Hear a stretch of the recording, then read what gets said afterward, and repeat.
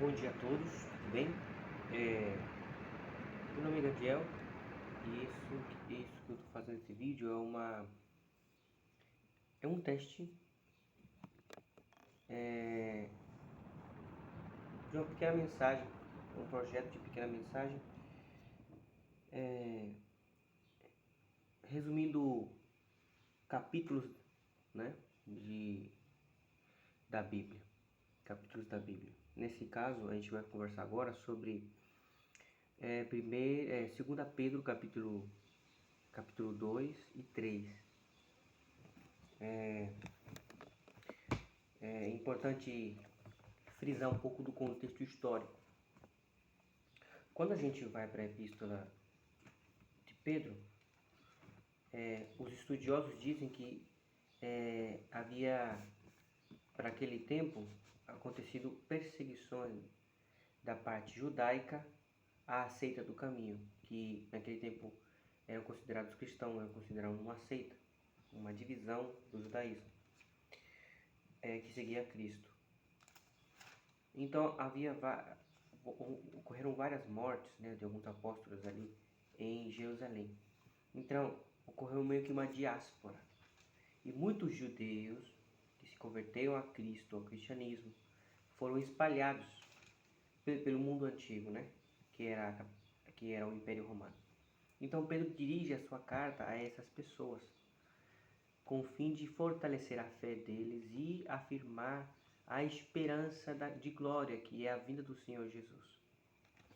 Então Pedro ele começa a primeira parte ali do capítulo 2, antes de se inserir no capítulo 2, ele fala sobre a importância de uma harmonia teológica, né? Porque nenhum texto da palavra de Deus ele é de exclusiva interpretação. Você não pode pegar e interpretar que eu acho que é desse jeito. Não é aquilo que aquela pessoa que está lendo acha. Não é a perspectiva da pessoa que lê como que ela deve passar a mensagem. Existe toda uma estrutura harmoniosa teológica que vem afirmando essa própria mensagem. Quando a gente se introduz no capítulo 2, 3 versículos antes, ele fala no versículo 20 do capítulo 1, fala assim, ó, a partir do versículo 1 fala assim, ó, sabendo primeiramente isto, que nenhuma profecia das Escrituras é de particular interpretação, porque a profecia nunca foi produzida por vontade de homem algum, mas homens santos de Deus falaram inspirados pelo Espírito Santo. Então, não existe uma interpretação que eu acho que é assim. A pessoa tem que entender, né, que foi o Espírito de Deus que mandou escrever dessa forma. Então, você analisa a interpretação, né, daquele texto e compara, né, se está realmente tendo harmonia com aquilo que já vem se conversando de Deus, vem se conversando a respeito de Cristo, vem se tratando a respeito da obra da salvação, né, e do caráter de Deus principalmente, né? Então Pedro ele vem com esse viés apologético e mostrando que estamos perto do fim. O primeiro título do capítulo 2 fala os falsos mestres. E ele, antes de introduzir esse capítulo, esse tema, ele termina o capítulo 1 com esse aspecto. Porque os falsos mestres não respeitam o que as escrituras vêm falando de tempos antigos, essa harmonia teológica. Os falsos mestres não respeitam, né? Então, desde que Jesus veio em carne, Deus se fez carne, o verbo se fez carne, ele vem falando, eu sou o Messias. Meio que em forma de parábola, porque era para ele falar desse jeito. Mas ele afirmou no fim, eu sou o Messias, eu sou o Cristo, que pode salvar dos pecados. Então, os religiosos daquele tempo não o reconheceram, visto que, como escreveu João, né, outro apóstolo do Senhor Jesus, ele veio para os seus, mas os seus não lhe reconheceram. Mas todo aquele que receberam dele, deu-lhe poder para que sejam feitos filhos de Deus, a saber, os que creem no seu nome. Então, Jesus, então, ele veio com esse perfil de salvar o seu povo, primeiramente, né? E depois isso seria irrigado por todo mundo. Agora, abordando mesmo o capítulo 2. Então, ele vai abordando os falsos mestres. No capítulo 2, ele vai falar sobre umas questões importantes. Ele vai falar que os falsos mestres, eles são confeccionadores de heresias e negam ao Senhor Salvador. Todos os seus atributos, todo o seu caráter santo, toda essa atribuição de ser humano e de divindade, né? Esse mistério da divindade de ser humano do nosso Senhor Jesus, eles irão negar em certo aspecto e criarão heresias, serão criadores de heresias. O que são heresias? São ensinamentos que contradizem, olha só, essa harmonia teológica a respeito do caráter, dos atributos de Deus e de Cristo, que contradizem e negam o Senhor Salvador, a Jesus, negam ele. O que eles falam também nesse capítulo 2? Fala que eles são promovedores de diluição das congregações. Eles diluem, eles se intrometem de forma sorrateira e diluem, né? Eles trazem diluição. É interessante que nesse tempo contemporâneo, né, não existe nada sólido, tudo é fluido, gênero fluido, estilo de política fluida, nada é sólido, nada é concreto. Então, isso também vem entrando na igreja, né? Não existe certo e errado, tudo é relativo. Não existe algo concreto que diz, não, isso é o correto, isso é o que desde sempre foi assim. Tipo, sempre não existe a verdade absoluta, né? Não existe o corretamente absoluto, né? Então, tudo é fluido. Então, esses mestres são caracterizados por diluir. Tipo, por exemplo, agora, essa geração. Homem casa com homem, mulher casa com mulher. O certo é errado e o errado é certo. Eles diluem aquilo que é concretamente certo, né? E são criadores de blasfêmias. O que é blasfêmia? É um termo utilizado que significa injuriar, né? Trazer má fama, injuriar. Eles trazem má fama, insultos ao sagrado, né? E isso vai promover o quê? Uma ênfase em multiplicar o antiteísmo e o ateísmo. Eles também são dominados pela avareza. O combustível do falso mestre não é uma coisa eticamente, moralmente subjugada ao sagrado, né? A ética, a santidade do sagrado. Não, ele é dominado pela avareza. Ele ama o dinheiro, né? Ele vê a fé alheia como um negócio, como um CNPJ, como um empreendimento. A personalidade dele é bajuladora.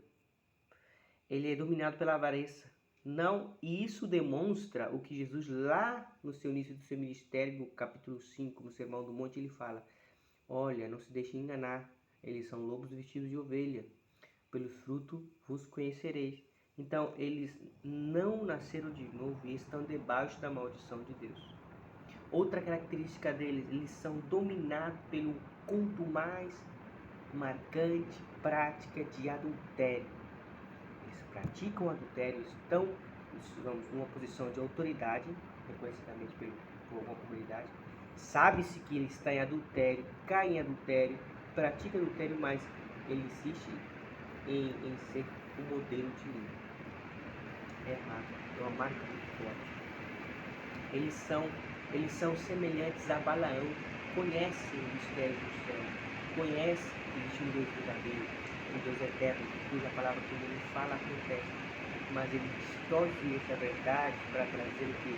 Lucro para si, embora seja de forma má, embora use os conhecimentos da verdade para o mal. Outra coisa que palavras arrogantes, falam focado naquilo que é transitório. Né? Aí quando a gente aborda o capítulo 3, ele vai falar sobre a vida. Né? Aí ele começa a mostrar marcas. O apóstolo Pedro, inspirado do Espírito Santo, começa a mostrar marcas que vão sinalizar do fim, por exemplo, escarnecedores andando segundo seus desejos maus. Haverá uma proliferação de escarnecedores que se multiplicarão nas redes sociais, na rua. Pessoas que supostamente serão influenciadores se tornarão escarnecedores segundo os seus desejos maus, serão dominados por seus desejos maus, né? Farão piadas sobre a vida do Senhor Jesus, inclusive dentro da igreja.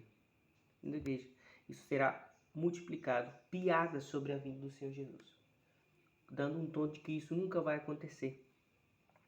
Inclusive, outro extremo de que já aconteceu, e as pessoas que esperam, que têm essa esperança do Senhor vir, serão taxadas como tontas, como bobas, né? Terceira característica a respeito do fim. O tempo de Deus é distinto do Cronos, do nosso tempo. Ele traz essa relevância. Olha os tempos de Noé. Olha o tempo de Sodoma e Gomorra. Olha o tempo ali dos anjos que deixaram a sua posição de autoridade e se deixaram seduzir pelas mulheres do mundo, né?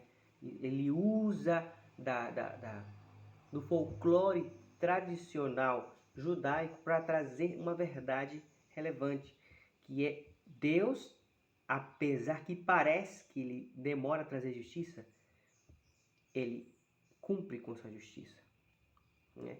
Ele traz punição. Ele é um Deus bom, ele é um Deus de amor, ele é um Deus de graça, sim. Ele é um Deus de paciência, sim. Mas ele é um Deus de ira. Ele é um Deus de justiça. Ele é um Deus fiel até para punir. Então, o tempo dele é diferente do nosso. Ele traz essa relevância. Um dia são como 1000 anos e 1000 anos como um dia. Então, Deus é diferente. Mas ele estende sua misericórdia a fim de que muitos possam ser alcançados pela graça. Virá como ladrão, né? Ele fala, né? Ele dá... percebam que existe uma harmonia daquilo que ele fala no capítulo 2, a introdução do capítulo 2. Haverá tanta zoeira, digamos assim, tanto deboche da verdade, que as pessoas estarão afundadas no meio do lamaçal do seu pecado e estarão rodeadas de tantos sinais que as pessoas estarão tão distraídas pelo seu próprio desejo, do seu próprio umbigo, do seu próprio desejo, que os sinais estarão gritando na sua cara. E quando se der a vida do Senhor, eles a perceberão como ladrão.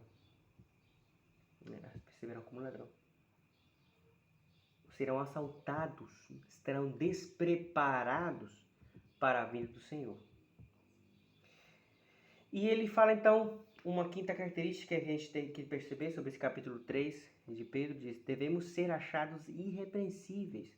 Entretanto, como contraste dessas pessoas dominadas pelos seus desejos maus, zombadores, né, avarentos, haverá um remanescente fiel, que esses procurarão, vão lutar contra o sistema, contra eles mesmos, os corpos caídos em pecado, né, lutarão para serem achados de forma irrepreensíveis, principalmente diante de Deus, irrepreensíveis. E essas pessoas continuamente, esses eleitos de Deus, crescerão na graça e no conhecimento do Senhor. Então, haverá um remanescente que crescerá na graça e no conhecimento do Senhor. Naquilo que lá na introdução do capítulo 1 fala, sabendo que primeiramente isto que nenhuma profecia das Escrituras é de particular interpretação, porque profecia nunca foi produzida por vontade de homem, mas os homens santos de Deus falaram inspirados pelo Espírito Santo. A palavra de Deus é inspirada pelo Espírito Santo, né? E a própria palavra, inspirada pelo Espírito Santo, explica a própria palavra. Então haverá muitas pessoas crescendo no conhecimento dessa harmonia teológica e na prática, principalmente, correta dessa harmonia teológica, né? Do conhecimento da soberania de Deus, do seu caráter maravilhoso. Então que a gente possa ser achado irrepreensível, que a imensa graça do Senhor nos alcance, possamos ser achados irrepreensíveis. Amém. Em nome de Jesus.